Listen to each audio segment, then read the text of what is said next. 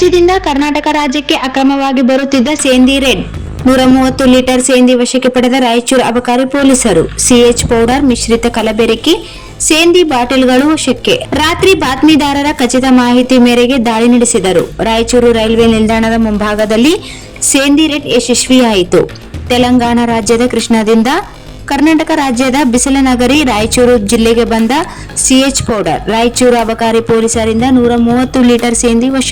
ಅಬಕಾರಿ ಉಪ ಅಧೀಕ್ಷಕರು ಉಪವಿಭಾಗ ರಾಯಚೂರು ಅವರ ಮಾರ್ಗದರ್ಶನದಲ್ಲಿ ದಾಳಿ ನಡೆಸಿದರು. ನಾಗಮ್ಮ ಅಲಿಯಾಸ್ ಬುಜ್ಜಿ, ನರಸಮ್ಮ, ಅಜಯ್, ಬಂಡಿತ್ ಆರೋಪಿಗಳಾಗಿದ್ದಾರೆ. ಸ್ಥಳದಲ್ಲಿಯೇ ಪಂಚನಾಮೆ ಮಾಡಿದ ಅಬಕಾರಿ ನಿರೀಕ್ಷಕರು ವಲಯ ರಾಯಚೂರು ಅವರು ಗುನ್ನೆ ಸರ್ವೆ ನಂಬರ್ 25/2025 26 ಅಡಿಯಲ್ಲಿ ಪ್ರಕರಣ ದಾಖಲು ಮಾಡಿಕೊಂಡಿದ್ದಾರೆ.